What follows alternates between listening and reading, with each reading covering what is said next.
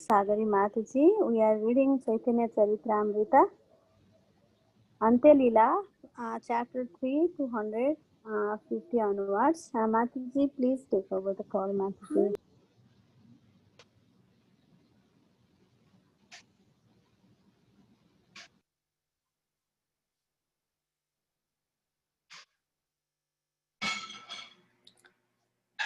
Sorry, I was on mute. I firstly wish to thank the organizers to give me this opportunity to read more about Namacharya Srila Haridas Thakur and purify myself. And I would just like to share a few things that I read and learned about him in today's class. We'll start with the verses and then the Mangalacharan, and then we can go to the discussion. So this is verse number 250 of Caitanya Charitamrita, Antya lila. Tabe nari kahe tanre kari namaskara, ami maya karite ailana pariksha tumara.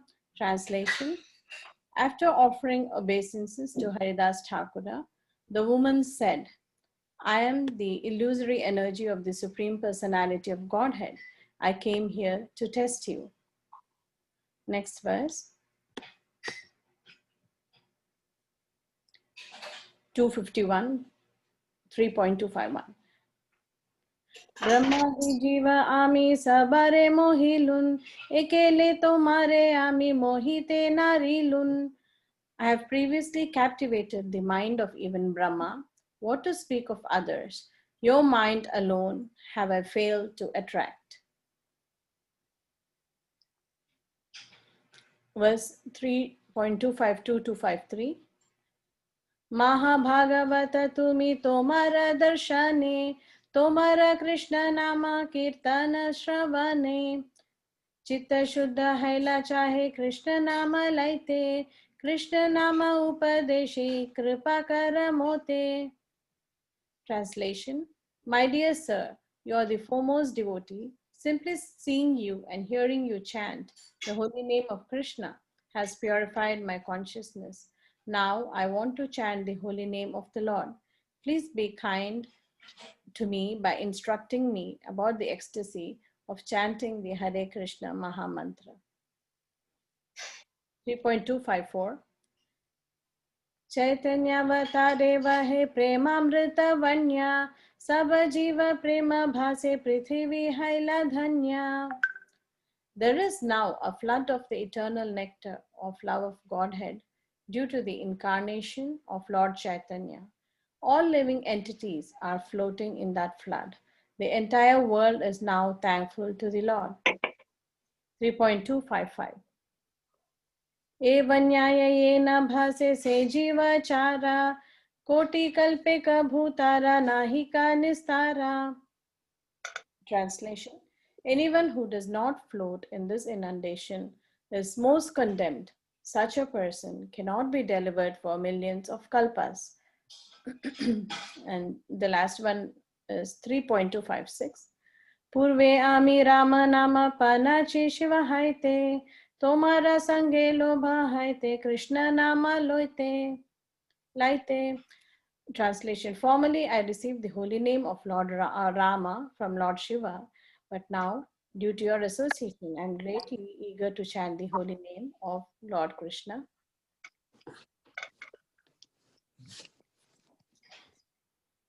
Om Jnanatimirandhasya Jnananjanashalakaya Chakshurunmilitam Yena Tasmai Shri Gurave Namaha. Shri Chaitanya Manobhishtam Sthapitam Yena Bhutale Swayam Rupa Kadamahyam Dadati Swapadantikam. Vandeham Shri Guru Shri Yuta Padakamalam Shri Gurun Vaishnavamscha Shri Rupam Sagrajatam Sahagana Raghunathanvitam Tam Sajivam Sadvaitam Savadhutam Parijana Sahitam Krishna Chaitanya Devam Shri Radha Krishna Padan Sahagana Lalita Shri Vishakhanvitamscha नमो विष्णुपादाय कृष्णप्रेष्ठाय भूतले श्रीमते गिरिराजस्वामिन्निति नामिने नमो विष्णुपादाय कृष्णप्रेष्ठाय भूतले श्रीमते भक्तिवेदान्त स्वामिन्निति नामिने नमस्ते सरस्वते देवे गौरवाणी प्रचारिणे निर्विशेष शून्यवादी पाश्चात्यादेशतारिणे जय श्री कृष्ण चैतन्य प्रभु नित्यानंद श्री अद्वैत गदाधर श्रीवासादि गौर भक्त वृंद हरे Krishna Krishna Krishna Hare Hare Hare Ram Ram Ram Hare Hare. Okay, as we see, we are discussing the glories of Namacharya Srila Haridas Thakur. He is an epitome of forbearance or tolerance, as we can see through the whole chapter. There are so many anecdotal evidences of how Srila Haridas Thakur, he put up with a lot of, in one sense, atrocity or torture, from various, from many people, from many people. Like, for example, he was from a Mohammedan family. He was born in a Mohammedan family. And because he took to Krishna consciousness, his own clan, they were so much against him.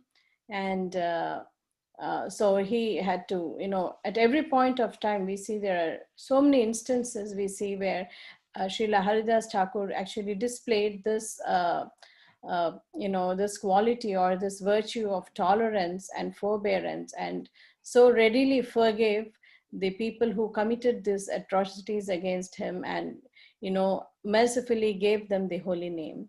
So I will want to first read Srila Prabhupada's purports here.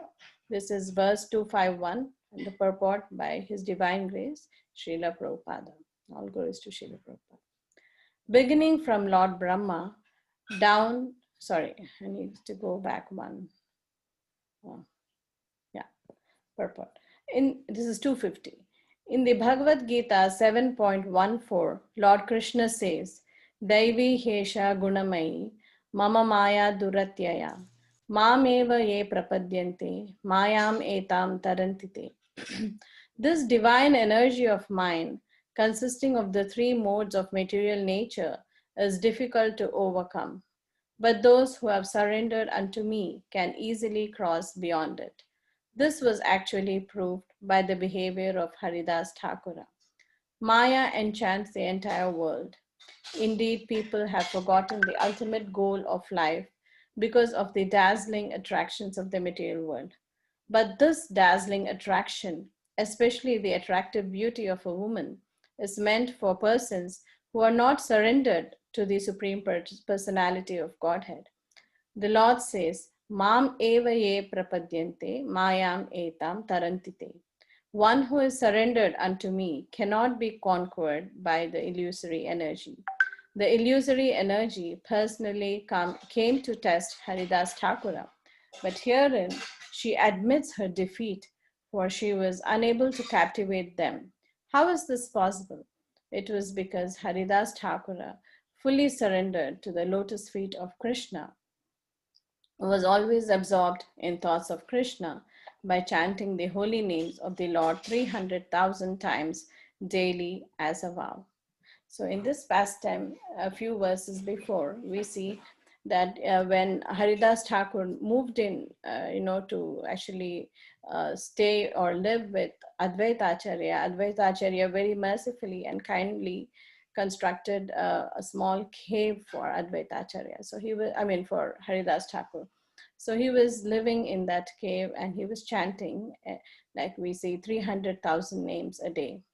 So he had to undergo so many tests, and the other locations, like we saw in about the Benapola pastime, and also Chandpur, like so many places he had gone through so many tests in time. And we see now he has come here uh, uh, uh, closer to Sri Advaita Acharya, and he's living there in a cave. And this is, I think, the Fulia Gram, if I'm not wrong. So even there, Maya Devi comes in the form of a lady, a beautiful, attractive lady, to actually entice Srila Haridas Thakur. If we closely observe this verse, um, we see that she is saying that I'm the illusory energy of the Supreme Personality of Godhead. And here Srila Prabhupada is referring to Bhagavad Gita 7.14, where Lord Krishna is saying that this divine energy of mind consisting of three modes of material nature. So we see that here Prabhupada has picked this verse to actually speak about Maya, who is trying to entice Haridas Thakur, because this Maya Devi is actually acting as an agent of Krishna here in this particular, episode which we are seeing. She's acting as the agent of Krishna and testing Haridas Thakur, a great devotee of the Lord, only to teach common people like us a lesson as to how we need to stay away, or we need to be how we can be away from Maya, or how we can control ourselves from the captivating effects of Maya. So here, if you see, Krishna is very Prabhupada is quoting in this verse where Krishna says, this divine energy of mine consisting of the three modes of material nature. So in earlier some verse we have seen that bhumira ponalo vayu khammano buddhire vichahankarati me bhinna prakriti ashtada. He tries to differentiate this material energy as a differentiated, or a bhinna prakriti, like a bhinna amsha of Krishna, bhinna energy of Krishna. But in this verse, we see that Prabhupada has quoted this verse where he says, when Krishna is saying, Daivi hi esha gunamai, because this is actually, this Maya or here is actually used to bring out the greatness of this devotee. And Srila Haridas Thakur and Maya Devi is simply playing a role there as an agent of Krishna to elicit this, top nature of Haridas Thakur, who is never tempted by any of these captivating tendencies of Maya in any form. Like, apart from the Caitanya Charitamrta, which we've discussed so far in the 3rd chapter, there are so many other pastimes given in Caitanya Bhagavat by Vrindavan Das Thakur, and which are even sweeter, like very close to this pastime. I was reading about a few other pastimes where the very famous pastime of how, because Srila Haridas Thakur, being born in a Muslim family, this was very much opposed by his own community, by the Mohammedan community. And the Mohammedan king then warned Srila Haridas Thakur to give up this chanting of Hare Krishna Mahamantra and go back to reading Quran. But Haridas Thakur, he insisted that you may even cut my body into pieces, but I'm not going to give up this chanting of the holy name of Allah. So that was his firm conviction, and that was his firm determination. So when the Mohammedan king tried to convince him and was not able to do so, he warned him that the Qazis will not take it lightly. You're going to be punished severely. So he was beaten in 22 marketplaces, different marketplaces, and he almost collapsed. We also know that, Sri Chaitanya Mahaprabhu, because Haridas Thakur is so dear to Sri Chaitanya Mahaprabhu, the Chaitanya Mahaprabhu actually entered into the body of Haridas Thakur and took the beatings on himself. And that's how Srila Haridas Thakur actually survived beating, the whips he got in 22 different marketplaces.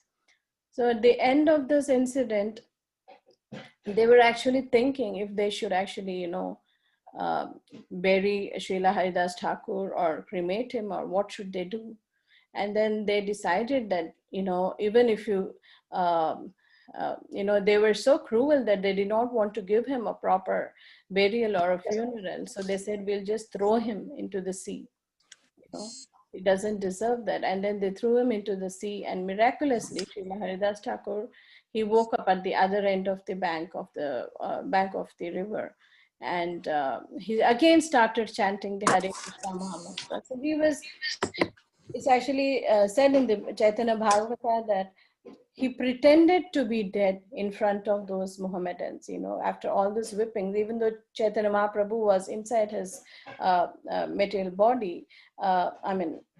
Okay, these are Siddha Dehas. Sorry, excuse me for that. So inside his transcendental body, he pretended to be dead so that the Mohammedans will be forgiven, so that they'll give up beating him so much, and and they will be forgiven of their sins. So he did that as an act. Just he pretended to fall down and pretended to be dead so that they will just throw him away, and they will be saved of further sinning and further hitting, by hitting him more.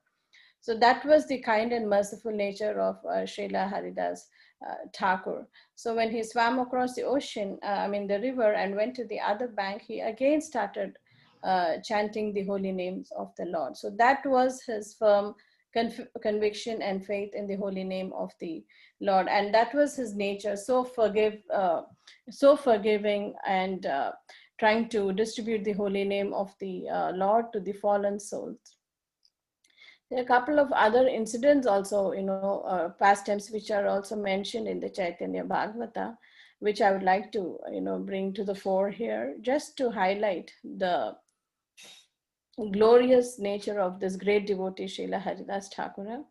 There's another incident, so I'm not sure. I tried to check with some devotees, senior devotees, regarding this cave. I think this is the cave Advaita Acharya built for him, and when he was in this cave, or is it referring to another cave? I'm not sure of that, because I couldn't connect the facts. So let's just take it. When he was living in this cave, there was a poisonous, very, very poisonous snake also in the cave. So the villagers there, they came and they saw that they were not even able to come close to this cave, because the poison generated by this snake was so bad, and it was causing a lot of heat to be generated. But Haridas Thakur, he was just sitting there and chanting in the cave, and he never felt anything, because he was so absorbed in chanting the holy name of the Lord, and he never felt that there was heat. But the people who were coming to get darshan of him, they were feeling the heat, and they couldn't even come close to it. So they were like, what's happening? Something is wrong, we need to get Srila Haridas Thakur out from there. And so they tried to investigate, and that's when they came to know that there is a very, very poisonous snake actually living there. So they discussed with the other villagers and the chief of the village, and then they wanted to see that Haridas Thakur is not actually harmed. In fact, Haridas Thakur did have some snake bites. That's what I read somewhere, and but still he was oblivious to all this. That was his tolerant nature. That was his forbearance. He was oblivious to the snake, and he was just chanting the holy name of the Lord. And so when these villagers, when they approached him and told him that he needs to get out of this cave, because this is really harming. I mean, when they're outside, they're feeling the heat. Imagine him sitting there in the cave. So then Srila Haridas Thakur said that, by tonight, um, either I leave or the snake leaves. So if the snake does not leave by tomorrow, I'll leave this village and go. So what happened was, miraculously that day evening, the snake actually crawled out and it went away from there. So that is the potency of Srila Haridas Thakur. There's another incident also. This is also a snake related incident, but very sweet nevertheless. I wanted to share. Srila Haridas Thakur, once there was the snake charmer in the house of a rich merchant. He was doing the snake dance kind of thing. He had a snake and he was playing his that whatever that snake charmer's flute or whatever you call that. And he was playing the music and the snake was dancing to it, and he was also reciting Kaliya lila. So when Haridas Thakur just passed there, he was reminded of the Kaliya pastime, Krishna Kaliya pastime, and he went into transcendental ecstasy. And he started exhibiting those symptoms. He fell down on the ground, like totally unconscious. Like it is said that when they go into transcendental ecstasy, they cannot even sense their breathing. When they put cotton to the nose, like you cannot even sense their breathing. They go into their spiritual body like that. So he lay there flat, and then the snake actually went and touched the lotus feet of Srila Haridas Thakur. And then the snake charmer, he started glorifying Haridas Thakur. And what happened was, there was one envious Brahmana who was there, and he saw this whole episode, and he also wanted to play the same thing. He was actually envious of Srila Haridas Thakur. So what he did was, when the snake charmer was playing his flute and the snake was dancing, he also went and appeared to fall, down there as if dead and in transcendental ecstasy. He was playing around. He was not in transcendental ecstasy, as he was he was a charlatan. He was just trying to mess there. So the snake charmer, he got very upset about this, this pretentious behavior of this Brahmana, and he started hitting him. So the villagers there, they asked, what is wrong? I mean, why are you hitting him? He's also in transcendental ecstasy. So why are you hitting him, whereas you're glorifying Haridas Thakur? So then the snake charmer, he replied that this man is actually a fake. He's not having any transcendental symptoms. Haridas Thakur is such a great devotee of the Lord that, uh, uh, like this man cannot even come close to it. Actually, in the Chaitanya Bhagavata, it is mentioned that the Naga Raja had entered the snake charmer. So the snake, the Naga Raja, which is none other than Ananta Shesha, he was speaking on behalf of the snake charmer. So Ananta Shesha was speaking from the body of the snake charmer, and he was glorifying this great devotee of the Lord, Srila Haridas Thakur. So he knew, who was a fake and who was the true devotee here. So he was the snake charmer, who's actually Ananta Shesha, was glorifying Srila Haridas Thakur's qualities to the villagers. And so, his fan following kind of kept increasing, all the more, because as people came closer to him, it is the power of a pure devotee. They are very attractive. They have sagunan samatityan brahma bhuyaka. So like they have all these divine qualities in them. It comes naturally to them because as they're so pure, all these qualities of Krishna also are manifest in the pure devotees of the Lord. So he was so pure, and Ananta Shesha took this opportunity to actually glorify this devotee of the Lord. So we see that uh, when Sri Chaitanya Mahaprabhu and Nityananda Prabhu, when Chaitanya Mahaprabhu descended for this particular pastime, this Chaitanya pastime, so many demigods and so many, of these uh, uh, great devotees of the Lord also wanted to relish this nectar of this Chaitanya, the Harinama, and also the Prema, the Krishna Prema, which Chaitanya Mahaprabhu was freely distributing in Kali Yuga especially. So many devotees, they took this opportunity, and we see elsewhere in the Chaitanya Charitamrta also, like how the Panchatattva are none other than, they are the incarnations, or in one sense, the partial incarnations of Mahavishnu, Sadashiva, Narada, like that. And here we see Haridas Thakur. He was none other but a personification of Lord Brahma himself, and also Prahlada Maharaj. Like we see Prahlada Maharaj, he was born to a demon father, a demon king. And he suffered so much at the hands of his own father. So much, so many uh, pastimes we have seen where he was actually, his father Hiranyakashipu tried to put him to death. He was thrown into a pit of snakes. He was actually, his father tried to burn him alive, like that. So many different, trials he went through. We see that even Srila Haridas Thakur, so many different tests, he's going through so many different tests in time, but still he had so much faith in the holy name. Just like how Srila Prahlada Maharaj also always called out to Vishnu, to Krishna, for help. Like that, Srila Haridas Thakur also had this full faith in the holy name of the Lord and always was chanting the holy name of the Lord. So Prahlad Maharaj is one amsha of Srila Haridas Thakur.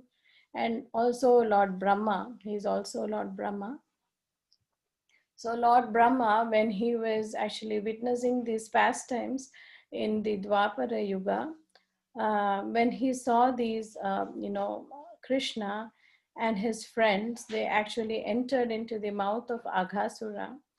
He was very bewildered. Brahma was very bewildered, and he saw that how come this is such a little boy, and uh, this, these cowherd boys are so happily entering into the mouth of such a big poisonous snake, such a huge snake. Aghasura was like around 8 miles in length or something, like a whole city would fit inside his mouth. So they were happily going into his mouth and playing as though it is some, it's a slide or something, it's a cave or a slide, like that. So Brahma was very bewildered, and he also saw how actually Krishna, killed Aghasura, and the soul of Krishna, the soul of Aghasura merged into actually Krishna's toenail. So he was very bewildered that what is this? This thing can happen to Narayana or Vishnu, but this appears to be a small cowherd boy. So when he saw this episode, he felt convinced that this is none other than, Lord Vishnu or Narayan. But then again, he saw moments later that Krishna was happily enjoying a lunch with his, with the cowherd boys and behaving like an ordinary child, sharing food with them, doing all kinds of things, favors for them, things. So he was like, okay, maybe I was wrong. He's not Narayan, he's just a mere child. And that's when, he tries to take away these cowherd men and the calves and the cows, and then, he hides them for 1 year, the Brahma Vimohan Lila, and then he learns his lesson that, uh, he was actually dealing with the Supreme Personality of Godhead here. So he learns his lesson and he begs for forgiveness. And that's when it is stated in Chaitanya Bhagavata that Brahma, he wanted to take birth, in a very, very low family, just as a sign of humility, and then experience these wonderful pastimes of the Lord, Lord Chaitanya, who came to give this Harinama in Kali Yuga. So this, as we see in the further verses as we go, this Harinama, this flood of holy names is not a simple thing. Though we may, or perhaps personally speaking, I may take it, very lightly that, okay, it's just Hare Krishna Maha Mantra, but this is not such a, a cheap thing, or this is not, it is such a big treasure that sometimes we may fail to realize that even all these demigods, these great personalities, even Vishnu himself, is coming down to actually taste this nectar when this Chaitanya Mahaprabhu's pastimes are happening. All these demigods are standing in a line to come there and benefit this actual pastime. This pastime of Chaitanya Mahaprabhu in this benevolent mood, freely distributing Krishna Prema, is actually so special that all these people are waiting in line. So that is our big fortune that we need to remind ourselves every time when we, kind of take this for granted. Sometimes after many years of being in Krishna consciousness, and also due to the divine mercy of Srila Prabhupada and our Guru Maharajas, sometimes we do tend to take it very lightly as to, this is just another thing like that. But no, it's not a simple thing. We need to remind ourselves that we have been given the greatest treasure, and we need to take that much care of it. Like how if you had a big diamond or something, how much care you would take care. The same way we need to take enormous care of this great treasure that has been given to us by our gurus. So we see that Srila Haridas Thakur, he has gone through so many tests here.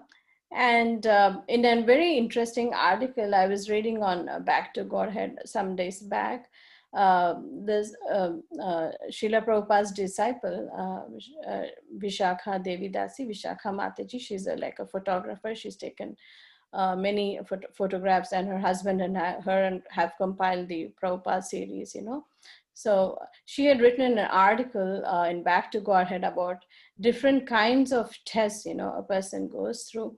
I thought it'll be a little, it'll be nice to take a little digression and to see what kind of tests generally we face, in our journey.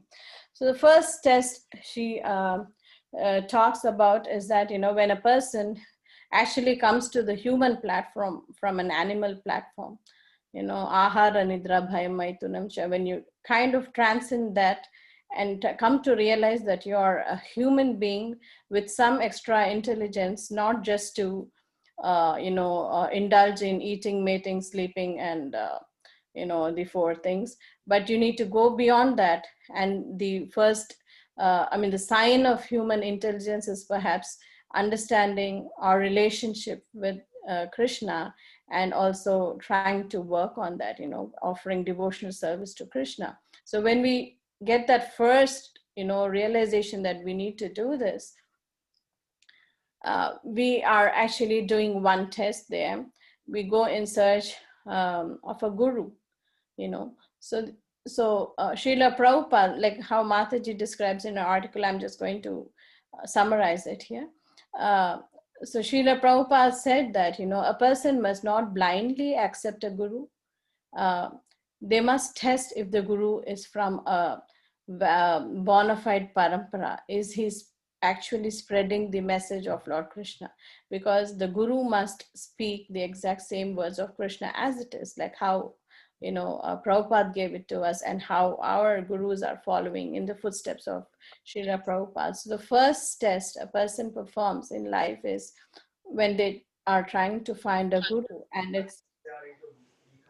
and it's important that we do this test. We should not take it lightly and just accept anything blindly. So we need to the first test which is being discussed is, how do you find your right guru? In this Kali Yuga, we see that there are many fake gurus, going around preaching something, trying to give, like Prabhupada says, some magic mantra, for a few dollars or something, and say that, okay, now you are connected to God. But it's not so cheap, actually. It's not so cheap. So the first test we do is test to find the guru. We test our guru. We see if he's speaking the same words as, as what the acharyas have told. We see that if he or she is from bona fide parampara. So this is the first step perhaps a human being or a person takes, when he is trying to get closer to Krishna. So then once he finds the guru and gets the shelter of the guru in fact now tests him back. So now the test is coming from the guru. So the guru, gives the disciple different kind of services. Sometimes if we are not in direct contact with the guru, sometimes when, like personally, when I approached my Guru Maharaj, I did go through a few tests, I have to admit. And so they do test us, our Guru Maharaj. But because I have had the fortune or the great blessing to have personal association with my Guru Maharaj. So I'm not sure everybody gets that opportunity, but nonetheless, Guru Maharaj will conduct this test through other devotees or through some other situation. So that does happen in other ways. For me, it was a direct experience. My Guru Maharaj did put me through a few tests, and I was told by several devotees that uh, your Guru Maharaj will test you, so be ready for that. So the Guru tests you, the Guru tests you to see if you're ready for this actually, because the Guru is the one who can take you back to Krishna. He can show you, he can connect you back to Krishna. So the Guru tests you in so many ways, and you need to also pass that test. Then the third test, which is being discussed, is about once you get instructions from the Guru regarding Krishna. Prabhupada says that you don't blindly accept, whatever philosophy you're learning. Like, for example, how we are, reading the scriptures and we all ask questions and try to clarify our doubts, our questions, whatever misunderstandings we may have. So this is the right process. Prabhupada says that we should not blindly accept the science of Godhead. Krishna consciousness is a great science, and this has to be read systematically in a scientific way by following the acharyas, by following the literature the acharyas have given us, by following the instructions of a guru. So we do not take these things blindly. So the third test is us testing God, trying to see who is God, what is his nature, what are his characteristics, what are his qualities. So we need answers to this. We should not blindly accept something. If somebody says this is God, you're not going to blindly accept. You're going to test that. That's like a third test, so that you better your understanding of the Lord.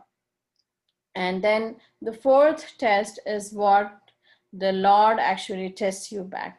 So once you're going through these phases, and then you have this firm conviction, then Krishna starts to actually test you back, and he puts you through different situations. Like in this case, we see in this verse, we see how Srila Haridas Thakur, this again is we are discussing a very pure devotee of the Lord, but just as an example, as they're showing it to us by example, we see that Maya Devi herself had come here to test this great devotee of the Lord. Similarly, we may go through so many tests in our life, like Krishna may test us in different ways. And as we see, the answer to this test is, as Haridas Thakur clearly exhibits here, is only by surrender, complete surrender to the Lord, can we even pass his test. If you see how Maya Devi is saying in the next verse, verse number 251, I'll continue the discussion because I want to read Srila Prabhupada's purport here. Beginning from Lord Brahma down to the insignificant ant, everyone without exception is attracted by the illusory energy of the Supreme Personality of Godhead. The demigods, human beings, animals, birds, beasts, trees, and plants are all attracted by sexual desire. That is the illusion of Maya. Everyone, whether man or woman, thinks that he is the enjoyer of the illusory energy. In this way, everyone is captivated and engaged in material activities. However, because Haridas Thakur was always thinking of the Supreme Personality of Godhead and was always busy satisfying the senses of the Lord, this process alone saved him from the captivation of Maya. This is practical proof of the strength of devotional service. Because of his full engagement in the service of the Lord, he could not be induced to enjoy Maya. The verdict of the Shastras is that a pure Vaishnava or devotee of the Lord never thinks of enjoying the material world, which culminates in sex life. He never thinks himself an enjoyer. Instead, he always wants to be enjoyed by the Supreme Personality of Godhead. Therefore, the conclusion is that the Supreme Personality of Godhead is eternal, transcendental, beyond the perception of sense gratification, and beyond the material qualities. Only if a living entity gives up the false conception that the body is the self and always thinks himself an eternal servant of Krishna and the Vaishnavas, can he surpass the influence of Maya. Mameva ye prapadyante maya metam taranti. A pure living entity who thus attains the stage of anartha nivriti, cessation of everything unwanted, has nothing to enjoy in this material world. One attains this stage only by properly performing the functions of devotional service. Srila Rupa Goswami has written, Adav Shraddha Tata Sadhu Sangota Bhajana Kriya Tato Nartha Nivritti Sya Tato Nishta Ruchistata. In the beginning, one must have a preliminary desire for self-realization. This will bring one to the stage of trying to associate with persons who are spiritually elevated. In the next stage, one becomes initiated by an elevated spiritual master, and under his instruction, the neophyte devotee begins the process of devotional service. By execution of devotional service under the guidance of the spiritual master, one becomes freed from all material attachments, attains steadiness and self-realization, and acquires a taste for hearing about this absolute personality of Godhead, Sri Krishna. Bhakti Rasamrita Sindhu 1.4.15. If one is actually executing devotional service, then anarthas, the unwanted things associated with material enjoyment, will automatically disappear. So I was trying to look up some lectures of Srila Prabhupada, and generally, like we hear in the lectures, there is a devotee who reads the translation and the purport, and when they read this purport, for the Devi Hesha Gunamaivas, Srila Prabhupada actually says, so what is there to discuss? There is nothing to discuss. It's as simple as that. Krishna is giving the clear verdict, just surrender unto me, and then you will not be captivated by Maya. So he says that it is as simple as that. So how does that surrender process actually begin? It is described here in this purport. And also, as we have seen earlier in the Bhakti Rasamrita Sindhu, through several discussions over the past several years, that it starts with Adav Shraddha Tata Sadhu Sangha. So Adhar Shraddha is, I'm just repeating it, I'm sure all of us are familiar with these concepts by now. Adav Shraddha is, you start with some iota of faith there, like in Dalalir Gita, Khoda Nitai, I'm sorry, I'm forgetting who is the author of that bhajan. Yeah, so the only prize we need, to get prize that is being asked is Nityananda, Lord Nityananda is asking, is for some initial faith, and when we get some faith in the process, we take the association of devotees and then, try to find our guru, Tatha Sadhu. So when we surrender unto the guru and begin this process of bhakti under the bona fide acharya, our actual bhajana kriya actually starts. And then once we go through this service,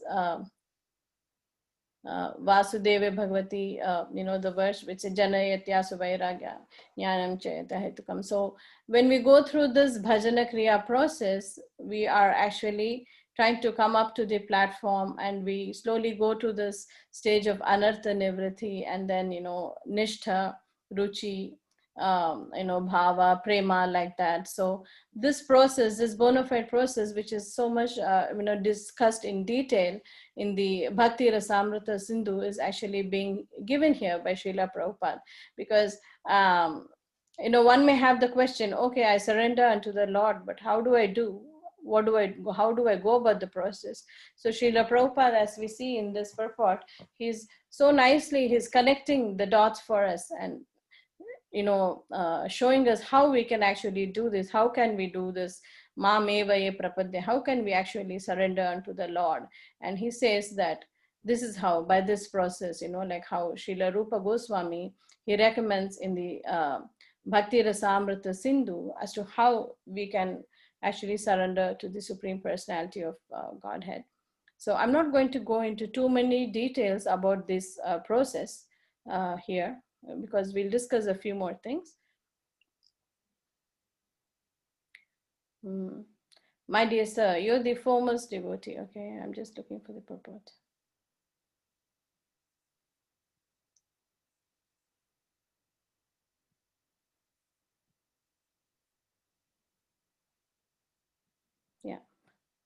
Yeah, I'm just seeing if there are any more purports. There is a purport in verse 255 too, I would like to read. the translation is, anyone who does not float in this inundation is most condemned.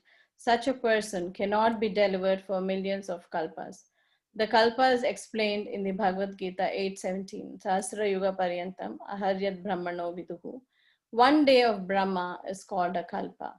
A yuga or mahayuga consists of 4,320,000 years, and 1,000 such mahayugas constitute one kalpa. The author of Sri Caitanya Charitamrta says that if one does not take advantage of the Krishna consciousness movement of Sri Chaitanya Mahaprabhu, he cannot be delivered for millions of such kalpas. So this is one other purport I wanted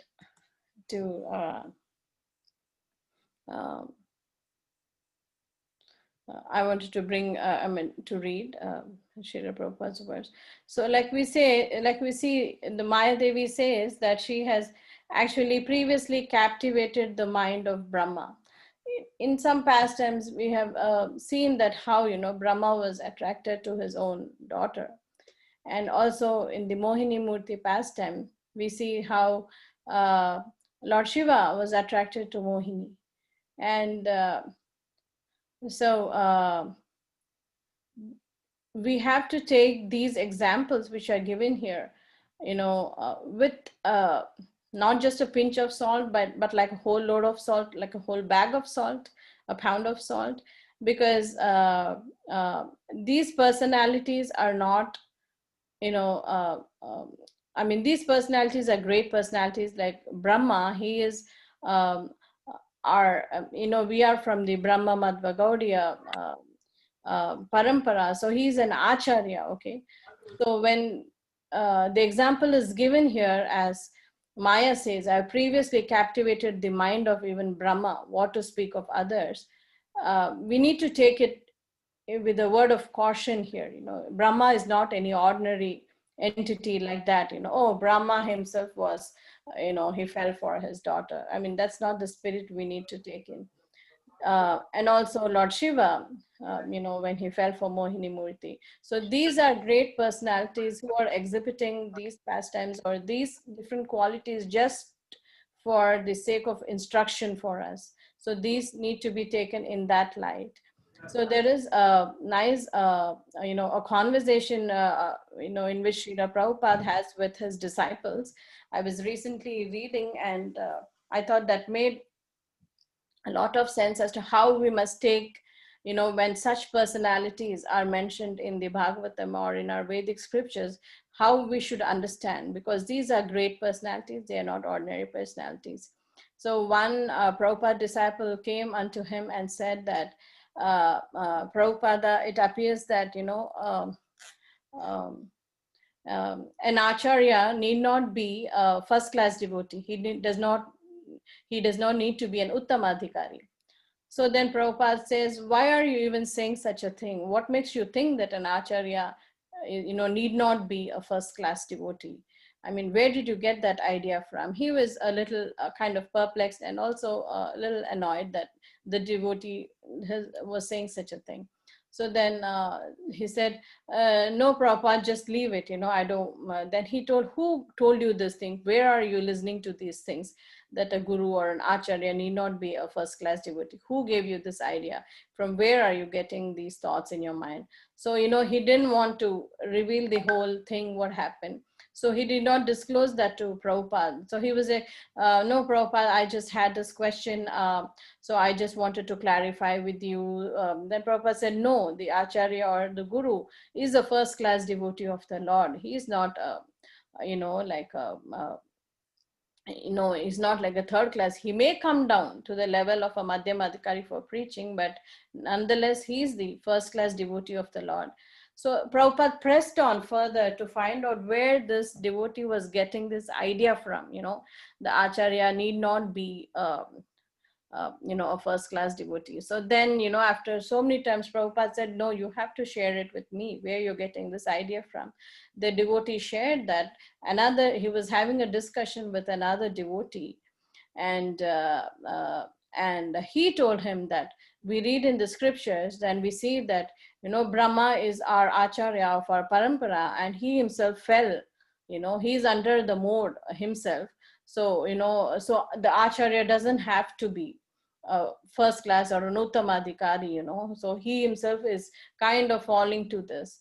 So Prabhupada was very annoyed with this, you know, he said, you're manufacturing your own science, your own religion, your own system of, you know, who is an acharya, how, you know, this is nonsense. He in fact chastised the devotee and said that these personalities are here just to give us instruction, you know, when we say don't even attempt to talk of these personalities in this light.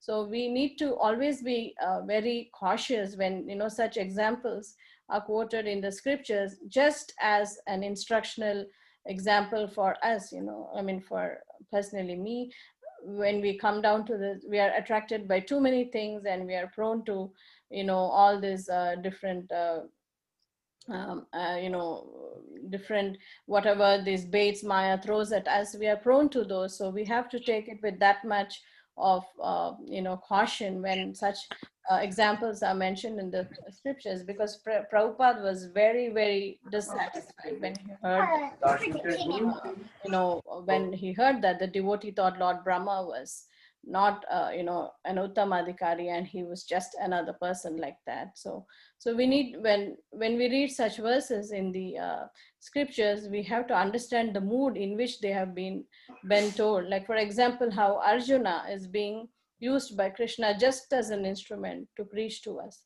He is the friend, you know, he is the eternal friend of the Lord. So he's not an ordinary entity that who will come under Maya and do such things.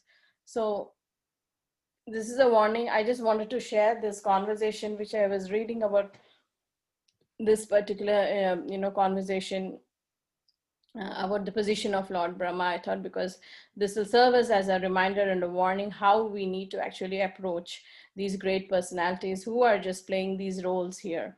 Like how we see Maya Devi here is acting just purely as an agent of Krishna, you know, to test Haridas Thakur, to teach us a lesson here. It's not like she's trying to test Haridas Thakur, that he's actually a combined you know, he has the combined potencies of the great Prahlada Maharaja and Lord Brahma himself. So he's not an ordinary entity. But these tests, these devotees, great devotees, they go through are just merely lessons for us to see how we should take, how we should surrender. Maya meva, you know, mameva ye prapadyante, how we can surrender to the Lord.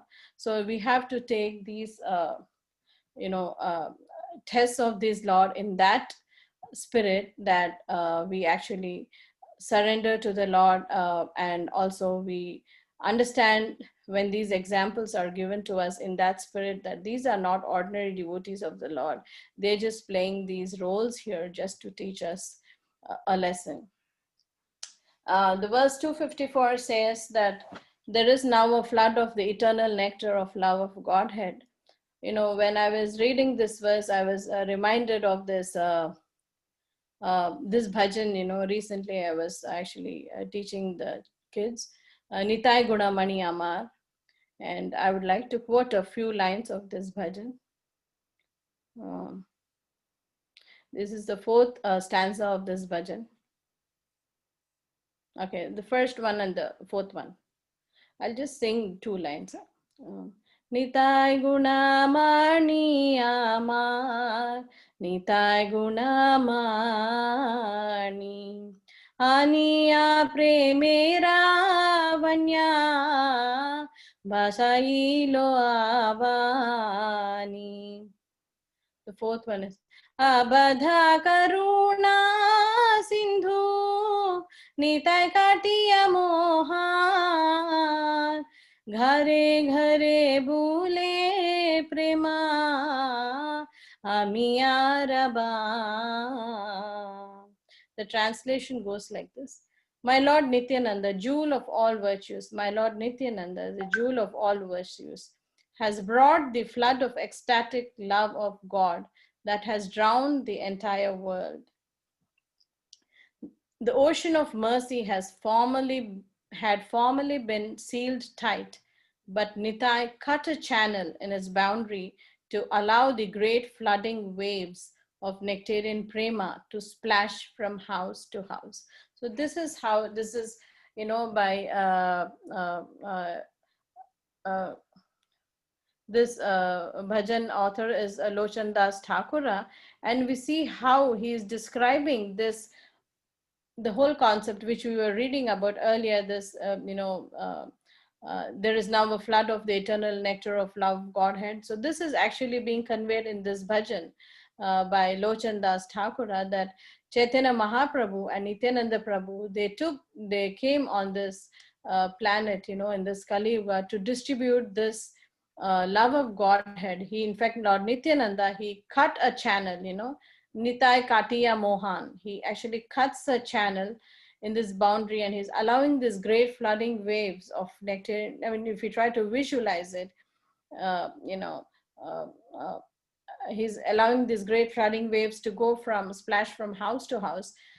We see many a times how Mother Ganga comes to take a darshan of Shri Radha Madhava in Mayapur, and Houston also has had its share of floods, where the flood waters entered literally the homes of everybody. So similarly, this analogy or this allegory is given, that where we can imagine uh, this flood of holy names, which are freely being distributed by Sri Chaitanya Mahaprabhu and Nityananda Prabhu in this Kali Yuga.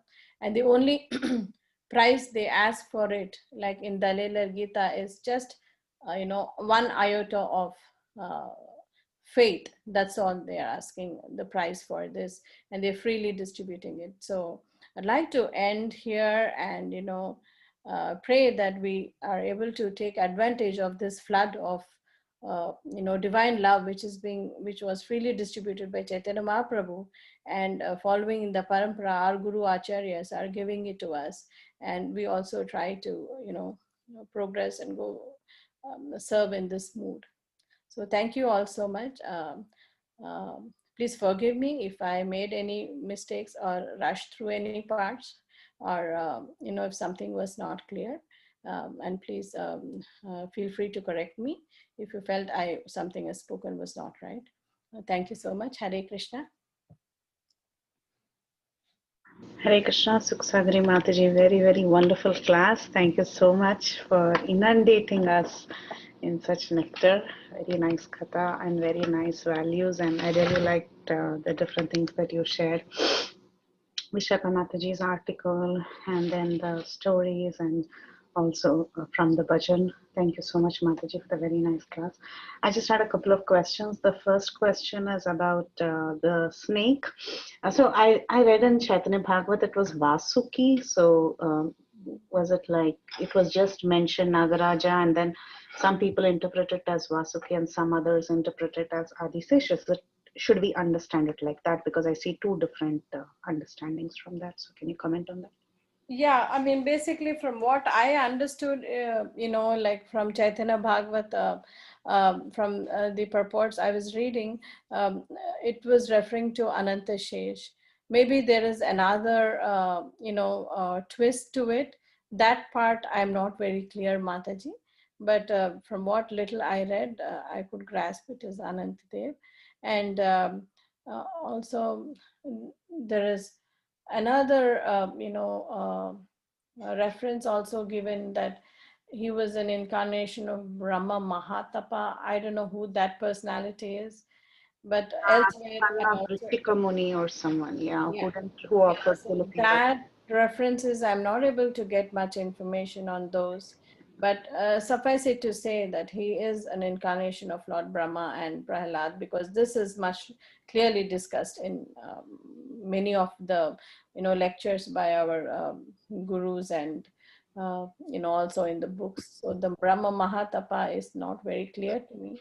Mm-hmm. And also this aspect you mentioned, I'm not able to throw much light. Sorry about that much. Yeah, no worries, Mataji. And the other thing was, yeah, as you were talking about Brahma, I mean, I know it's a very, I don't know if there is an answer to this question, but then just for the sake of logic, if someone asks, so Mayadevi is saying here that even Brahma gets bewildered by such an act, but here you have an incarnation or an amsha of Brahma himself. So how do we balance that understanding, meaning one side you're saying even Brahma gets bewildered, and then one side you see the same Brahma not getting bewildered. How do you understand that? Yeah, that's so nice. Yeah, basically how I understand is that, the holy name of the Lord is so powerful, and Sri Chaitanya Mahaprabhu's Audharya Bhav, in Kali Yuga is so much more potent that, Haridas Thakur took to this chanting, and it was easy for him to overcome this. I mean, like I said, even the Brahma Vimohan Lila, or I mean, like when Brahma was actually, like how Srila Prabhupada says, we need to take them all, as instructional lessons to us. And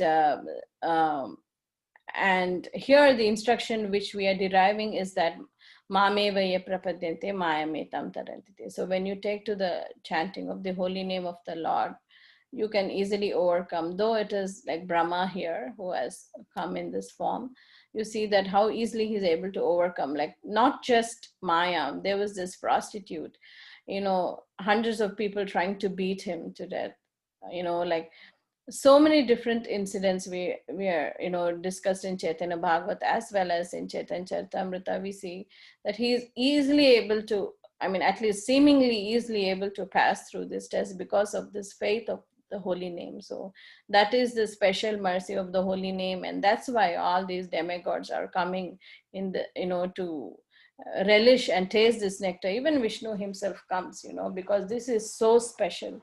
Like I mentioned, it's not, it's kind of inconceivable for me, at least, coming from a material platform. I don't understand the whole depth of the holy name.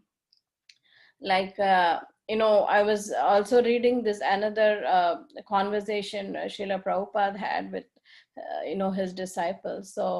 Um, so wherein Prabhupada actually says that everything is there in our books.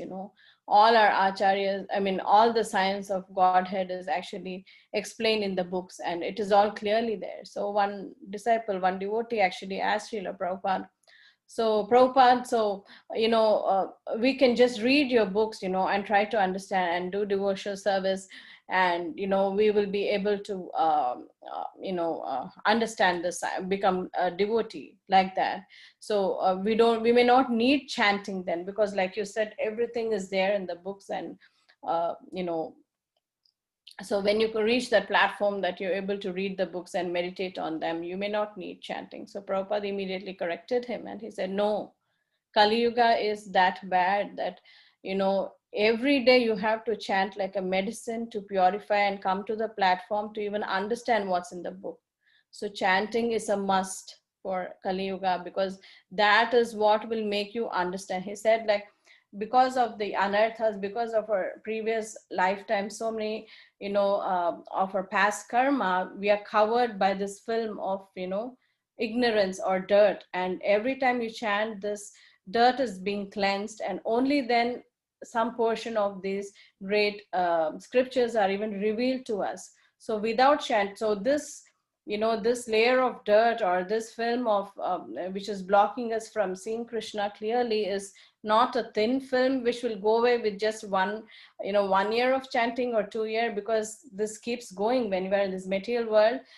Unbeknownst to us, we are committing so many sins. Without us, we are stepping onto ants. I mean, there are so many innumerable things we can go on, because material world is full of faults, right? We cannot obviate, we cannot kind of distance ourselves from committing a sin once we are in this material world. That is the nature of it. So this Hare Krishna Maha Mantra is so much necessary to keep clearing this film of this dirt which is there in us, in our hearts, and then only the Cheto Darpana Marjanam will happen, and you can even understand the scriptures. So that is why Kali Yuga, this chanting is recommended so much, because unless we chant, we cannot even see clearly. We cannot understand what is the purport of these scriptures. We cannot understand what the Vedas are trying to, what our gurus are saying, because we are building on our anarthas endlessly. It's very rare, especially given this time and age, that everybody is able to engage 24/7 in Krishna service, right? We tend to have jobs outside. We tend to do so many other things outside of Krishna services. So, this cleansing is every day required for us. And I mean, and only by this cleansing property of the Harinama, that's why the holy name is given so much importance, because the Kali Yuga is so deteriorated that without this regular cleansing every day, like how we take a bath, without this regular cleansing, we cannot understand these acharyas and scriptures. Very nice. Thank you so much, Mataji. Very nice. Thank you, Preeti Mataji. It's your mercy. You always call me and try to engage me in some class, and I tend to purify myself just because of your costless mercy. Glory to Srila Prabhupada Mataji.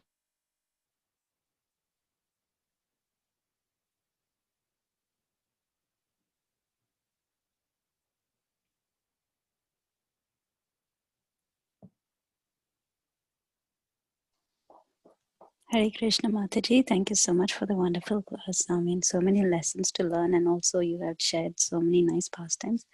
I just wanted to ask if is there any more information on how Haridas Thakur, although being born in a Mohammedan family, how he was able to get the Maha Mantra and chant it, or what age? And Yeah, Haridas, I mean, from what little I read, Mataji, Haridas Thakur got his Harinam Diksha, so to speak, from Advaita Acharya. He associated with Advaita Acharya, and it's somewhere mentioned in Chaitanya Bhagavata that that's where he got introduced. And Advaita Acharya, their relationship was so reciprocal that, seeing Advaita Acharya's devotional mood, Haridas Thakur would get go into ecstasy, and seeing Haridas Thakur chanting and always being an association of the Lord, Advaita Acharya used to, they loved each other's association so much, so it was like a very reciprocal process. But yes, from what little I've read, it was Advaita Acharya who introduced this Nama to Haridas Thakur. He used to go and stay with Advaita Acharya and take his association. okay, so that's even before this incident, like what we're reading right now. That's even before that. Yeah, like I said, I tried to check the chronology of the events with some Prabhupada disciples, but they told me that they're not clear on it themselves, and they've asked some other devotees. So if I get an answer, I may be able to give more details onto what was the actual chronology, what happened when. Yeah, but as far as I know, I'm not able to decide.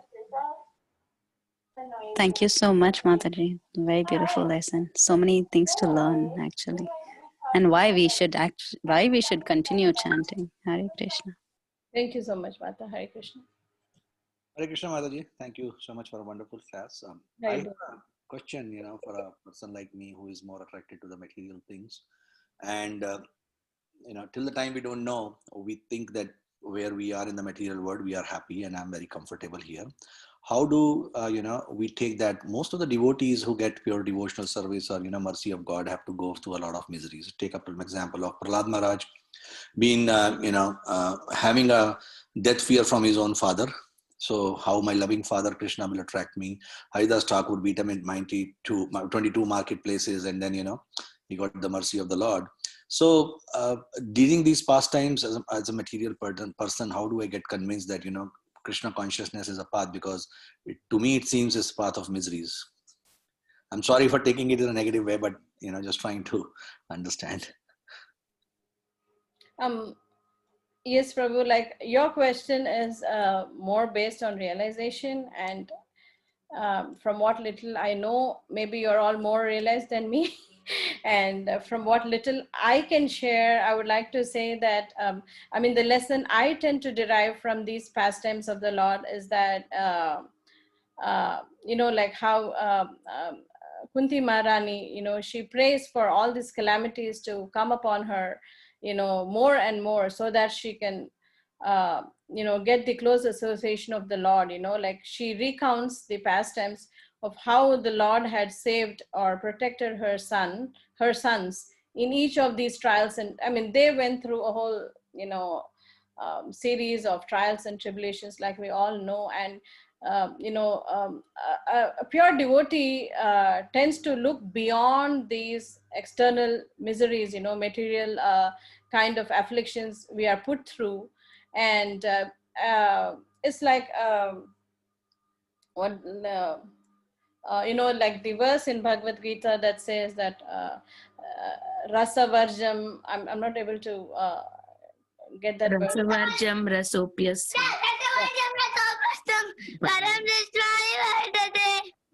Yeah, param drishtva nivartate. That's what I was trying to go.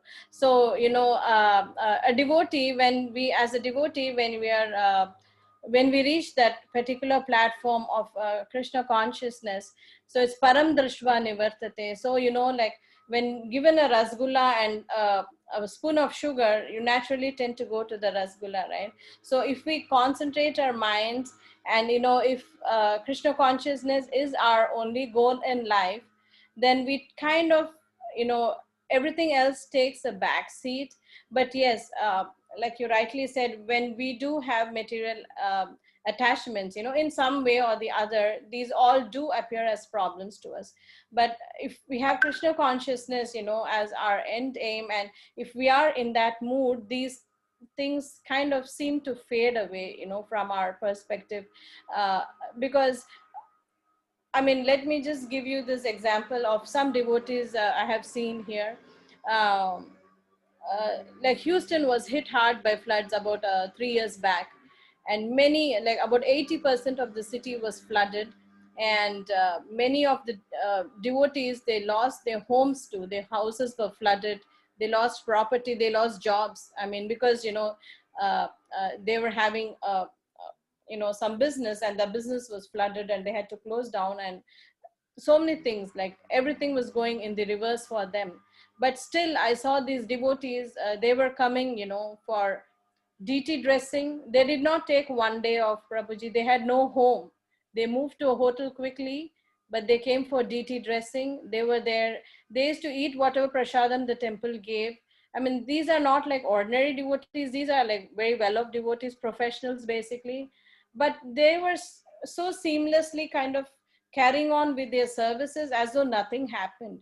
Like they endured huge financial losses. They didn't have a home, and they lost their job and so many things. But I saw them that they were just coming to the temple and doing their seva as though as nothing has happened.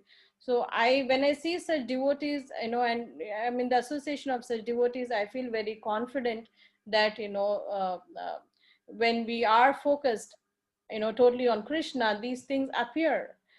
Of course, we cannot discount that these problems do not exist. They do exist, and they do, we do face them.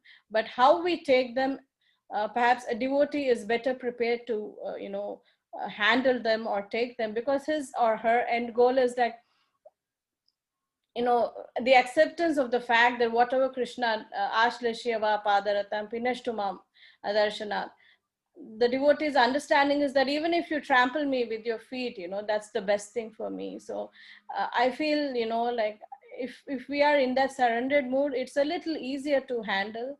But nonetheless, only the test of time can tell. But these are my humble realizations, Prabhuji. Thank you so much. We can't hear you, Prabhuji. Sorry. Sorry, I was on mute. So this will be helping, or a thought of a person who is already advanced in Krishna consciousness. A person who is totally material and is reading the pastimes of these kind of things, he will be more bewildered that okay, probably I should stay away from Hare Krishnas.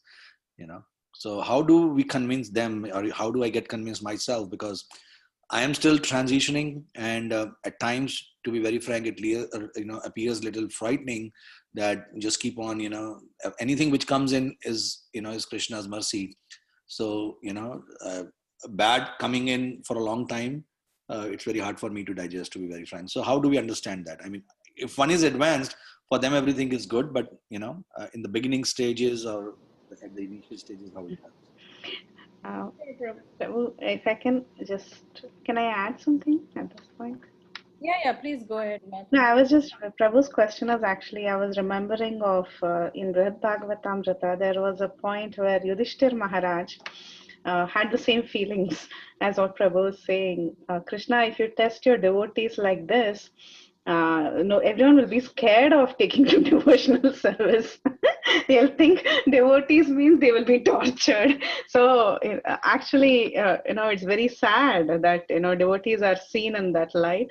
But then the idea, I mean, not that there is an answer to it that directly there in Bhagavatamrita, but the understanding is that in spite of such severe circumstances, the devotee continuously takes shelter of Krishna. And when the new people, they see the strength with which the devotee handles it, they become inspired. So that's how, they end up solving that and they move forward. But I can probably send you some screenshots. It's not so clear, but still this same question Yudhishthir Maharaj actually asks in Bhagavatamrita. So I wanted to relate to it. Most of the devotees examples which I see, it's like, miserable life. Yeah, thanks, Preeti Mataji. Just one, And it is accounted as being the mercy of Krishna to take them like that. So until Krishna thinks that you are very special, he wouldn't test you. Something like that, it ends up going. Yeah. Yeah, Suksagri Mataji, you want to add on same lines? Please go ahead. Yeah, like what Preeti Mataji was rightly saying, like a devotee takes it, not as a problem, like how the Tattenu powers. But then Prabhuji, your question is that like how a newcomer or a neophyte would take it. It is very difficult, like you rightly said, for somebody who's new to Krishna consciousness or who's not too much, on that path to take these trials and tribulations. And yes, from what my practical understanding is, one would be the association of the Guru and the Vaishnavas, perhaps, talking to our counselors and seeing what they have to, offer to us on a personal basis if that demands it. The association of devotees that's why it's so important, because these weeds, like how when our creeper of bhakti grows, these weeds also grow along with them, and this association of devotees helps us to cut these weeds down. So it is very important, at least from my realization, that we take regular association of our Guru or senior devotees and Vaishnavas, confide in them, discuss with them. And I feel especially for newcomers, it's important to have a spiritual mentor who can guide them. Some people, we do have the luxury of directly being in touch with our Guru, but some Guru Maharajas, we don't have that luxury. But nonetheless, one Maharaj, he was advising me and he told me that ISKCON is actually mostly a system of shiksha, shiksha guru, because a diksha guru we may meet like once or twice in a year, or maybe once in 2 years or something. But fortunately for us, Srila Prabhupada's books are our first shiksha gurus, and we have so many other devotees who can guide us. Maybe they've gone through similar situations and they're able to help us. So from a practical point of view, for any of us who are going through problems, I feel that the devotee association will help, and also perhaps discussing with Guru if we have access to that. That's what's coming up to me, Prabhuji, at the moment. I'm not able to give more clarity. I'm so sorry. I was thinking from the perspective, the reason being is that a couple of my friends were little interested to know about Bhagavatam and all these books. And I thought of that, okay, let me invite them to Bhakti Sangha. But then I thought that probably if they're coming in and hearing stories like that, they will not even come for the second time, what to talk about anything else. So, okay, but I agree with your point, Mataji. Thank you so much. Yeah, I guess it would be nice to introduce them to like, some beginner classes rather than more advanced sessions, like, because we are doing CC Antya and there is some level of maturity, I presume, there. So they may come out as very heavy for a newcomer, but I totally understand where you're coming from, Prabhu. And like they may need to go to a different class or a different setting where it's not so much in depth. And not only that, Mataji, when we are going for the book distribution, and if we talk them about the stories about these kind of things, unless we don't go into the detail or tell them the stories, like different things is too. But in reality, if somebody is having little knowledge and comes back with a question, it's probably a little hard to convince. Why Krishna consciousness with Midri is still happier than the material happiness. Yeah, I totally chime with you on that, Prabhu, because 10 years back, started off on the wrong foot with one friend of mine. She was like, okay, you're doing something in ISKCON, and I don't know, for some reason I had to tell this. So we are preparing ourselves for life, but do we ever think of death? I don't know what she thought when I told her that. After that, she never spoke to me about Krishna consciousness, though she talks on other things, but she never. So sometimes, yeah, it can be a little hard, to swallow these truths of Krishna consciousness, because Prabhupada, like he says, he teaches the art of dying, not living. Like, I didn't discuss the final test, like I was discussing the different tests Vishakha Mataji was mentioning in the Back to Godhead. The final test she mentioned was the death, the time of our death. But yeah, it is a very delicate subject to broach upon, especially with newcomers. I totally chime with you on that, Prabhu. Thank you. No, but thank you, Mataji, for a nice, detailed discussion about Haridas Thakur and many details. Yeah, maybe I rubbed off your wife, Prabhuji. No, I'm saying that, thank you so much for this detailed, description and pastimes of Haridas Thakur. Many lessons to learn. Thank you so much. That's what I'm saying. Maybe I just rubbed it off Kirtida Mataji. I'm saying she's such a great speaker herself. Maybe she gave me some of her mercy. Thank you, Prabhu. Hare Krishna. Hare Krishna, Mataji. Very, very beautiful class and very nice discussion, Mataji. Mataji, even like, I don't know whether it is an extension of Ajay Govind Prabhuji's question. Even we can see when the demons getting mercy and devotees are, so much of tested. Like Potana was came with that bad intention, and she given poison, but Krishna has accepted. We with so much of love, we will chant the whole prayers of offering prayers, and still some questions, okay, whether we have to pronounce this one correctly, or did we did offering properly, and still we are like, we are not to that extent where like Potana has like got it, even though bad intention she has got it. But devotees need to do so much, and devotees are tested so many times to get that kind of mercy. It's really, so much hard to digest. For a demon, it is very easy to get that mercy, but for a devotee, it is taking so long time, right? Even if you see Bharat Maharaj, how he had fall down, and so many other examples for devotees who are falling down and again need to take birth, and again, of course, they will continue it and they will go back, but it is very hard for a devotee, right, Mataji? Yes, you're so right, Vinita Mataji. But yeah, like, so many lessons from Chaitanya Charitamrta, where we see such great stalwart devotees. They, portray themselves as nothing, like when we see even Chaitanya Charitamrita, how Krishnadas Kaviraj Goswami, at the beginning of each chapter or the end, he, is actually in so much humility saying that I'm such a fallen soul, unless I had the mercy of these acharyas, I could do nothing, like. So I think if we are in that humble mood, that, like the greatest of devotees, like we see, they always consider themselves to be the lowest. If we are in that mood and we think that I'm doing some devotional service, but it's nothing actually compared to what our other devotees are doing, or other these great stalwart devotees are doing, I think we may in one sense be able to overcome that problem when we see that demons are being rewarded and devotees are going through suffering. It kind of helps us assuage this predicament, when we think that, when we are in that humble mood and think that we are fallen than even those demons. Nice, Mataji. Thank you for that, Mataji. And one more thing, Mataji, when Prabhu was speaking about the suffering for the devotee, I always feel like, Krishna will not give a suffering to one person if he's not able to take it. He will see the person and give it. And also he knows that, Krishna knows that this person will never go anywhere. Still, after giving so much, he will be with me.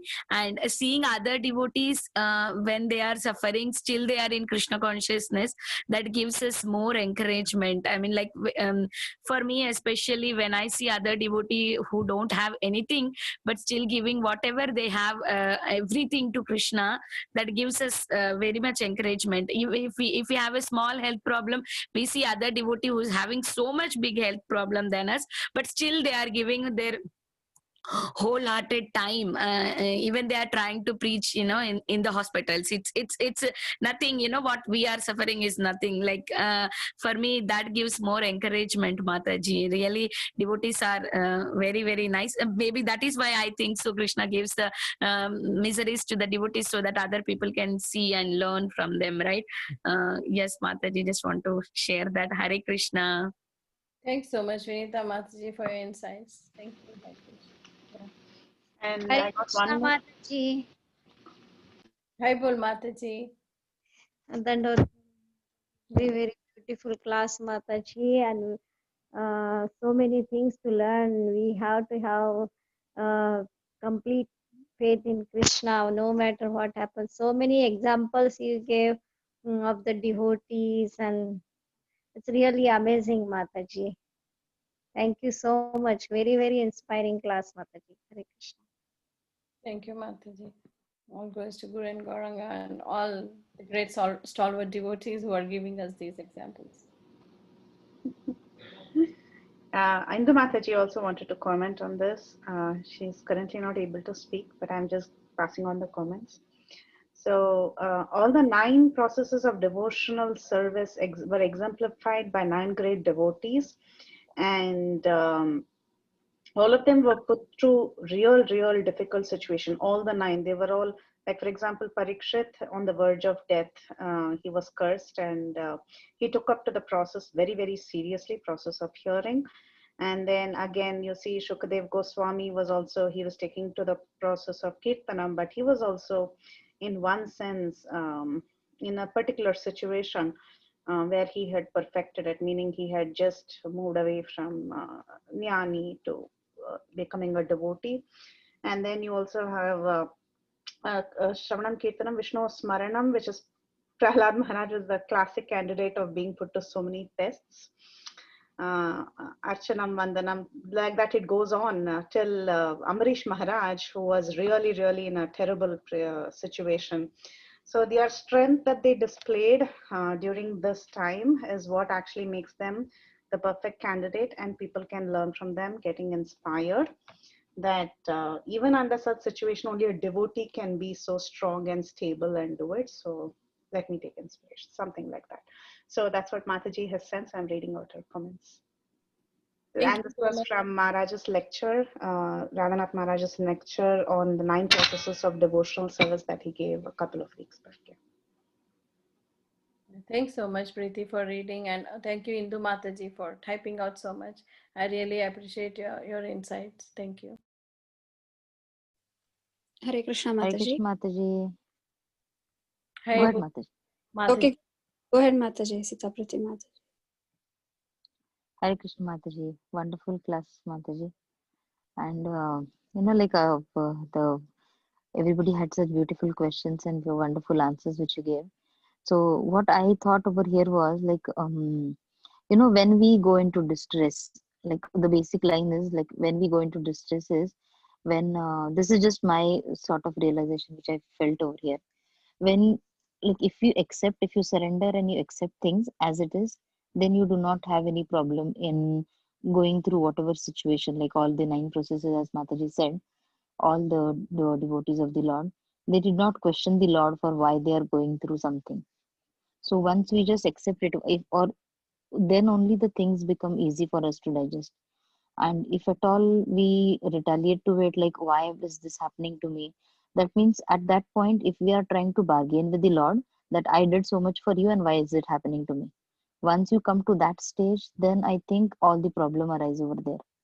Like, I just felt this so profoundly, that if you just accept it, it is so easy. And if you do not accept it, if you just try to find a reason out, so reasoning does not help out in bhakti, I guess. This is what I'm just trying to come to some conclusions. I know you can correct me if I'm wrong. Out of realization, very nice. Sita Priti Mataji. So many things happening, right, Mataji? Like, So nice surrendering is the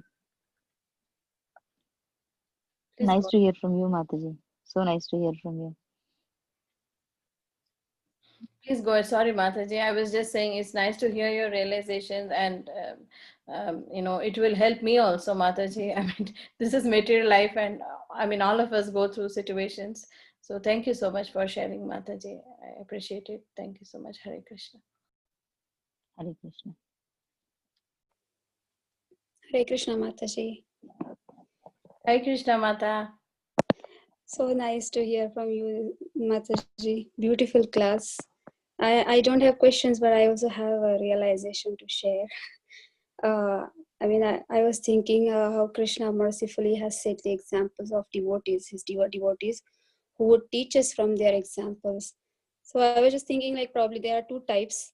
Like in one example, one type, there are devotees who fall down, but they are teaching us from their examples, and there is another type where they don't fall down at all, and they teach us mercifully, like how we should stick to Krishna all the time, even when Krishna is testing us again and again. And like you said, I really like the example of Prabhupada you mentioned, like how we should not comment on the dear devotees of Krishna who teach us through their examples, that even though they fall down, we should not comment on that. And I was I really liked your answer when you said, because Haridas Thakur has taken the shelter of Harina, and that's the thing, and he's the example of Kali Yuga. So I think that's the best. That's the thing we should do in Kali Yuga, right? We should take shelter of Harina. And I was always thinking why Haridas Thakur has to go so many tests again and again. I always had this question, but I think it is a little bit clear for me today. Because like you said, he has taken the shelter of Harinam, and that's what we're supposed to do. And Krishna is confidently testing him. Krishna knows how many times I would test him, he would come out of it successfully, because he has taken the shelter of Harinam. So yeah, so I think it's now a little bit clear, because if you see other examples, devotees are not tested so many times, but why Haridas Thakur being tested so many times again and again and again? So he has come to glorify the Harinam, and he has taken the shelter. That's why we call him Namacharya, right? So he's the best example, probably, who could show why we should not fall down again and again, even when we are being tested. And I think Krishna gives stress, not Krishna gives stress, but we get stress just because we should get closer to Krishna, not just go away from Krishna. That's the purpose why we are getting stressed. That's it, nothing else. So yeah, that's all I just wanted to share, Mataji. Very, very nice class as usual. Thank you. Hare Krishna. Thank you, Mataji. Like all your profound realizations are, they help me also so much, Mataji. Thank you so much. Hare Krishna.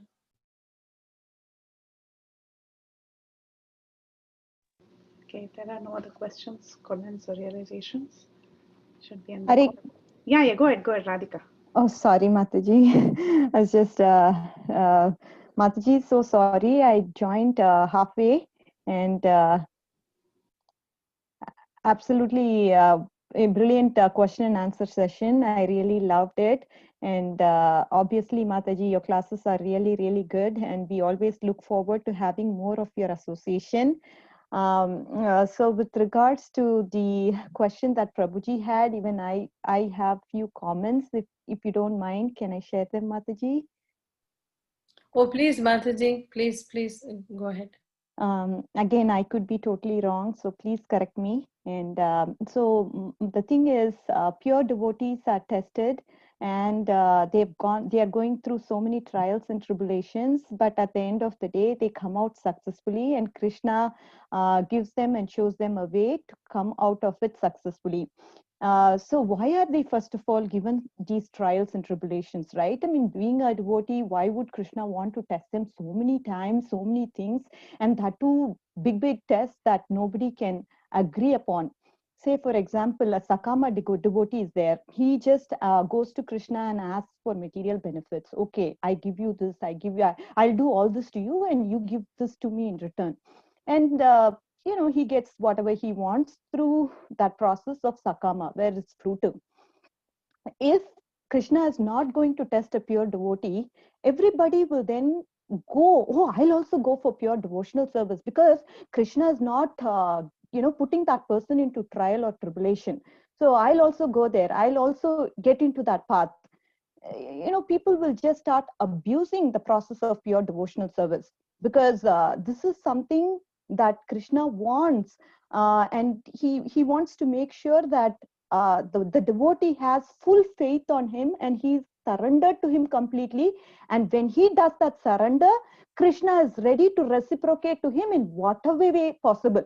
So pure devotional service is not a bargain. That is anya abhilashita sunyam. There is unalloyed devotional service to the Lord.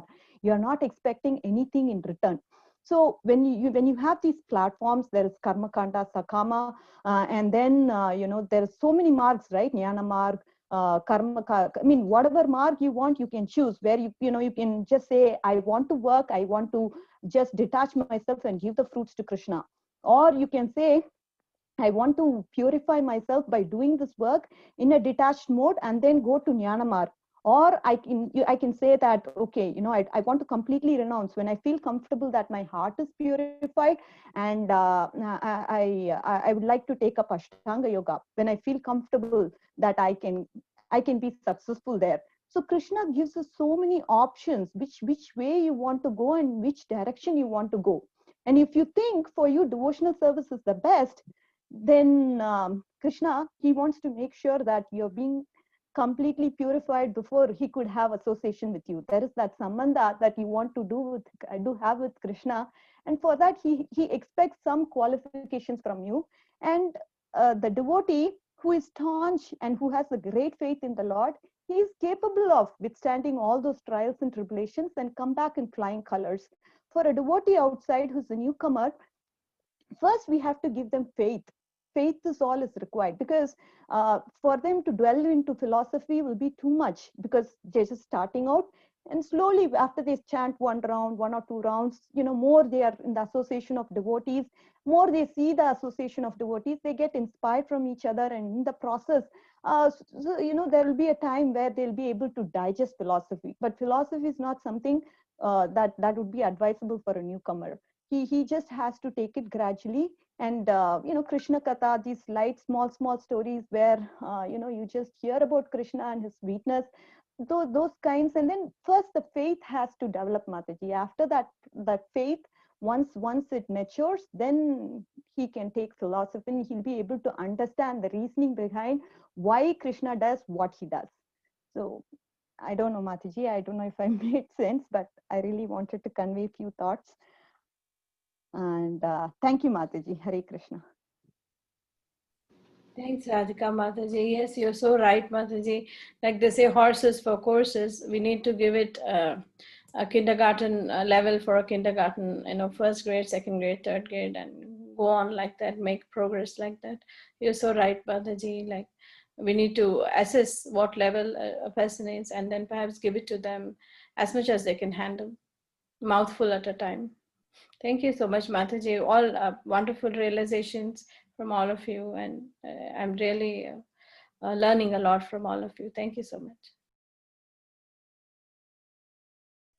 Thank you, all the Matajis, Vinita Mataji, then we had Sita Priti Mataji, Radhika Mataji, Vranda Mataji, all of you for coming forward and sharing such lovely realizations. Indu Mataji, thank you all so much. Anyone else wants to say anything to Mataji? Very, very beautiful, Mataji. All of you had some unique point to take home. Thank you all so much. Okay, so if there are no other questions or comments, we can end the call here. Thank you for joining us again today and sharing your realizations. Vanchakalpatarubhyascha kripa sindhubhyevacha patitanam pavanebhyo vaishnavebhyo namo namaha. Ananta-koti Vaishnavvrinda ki jai, Srila Prabhupada ki jai. Hare Krishna, Sukha sagari Mataji ki jai. Jai. Guru Gauranga and Srila Prabhupada. Hare Krishna. Thank you so much, Mataji. Hare Krishna, Mataji. Thank you. Thank you, Mataji. Hare Krishna.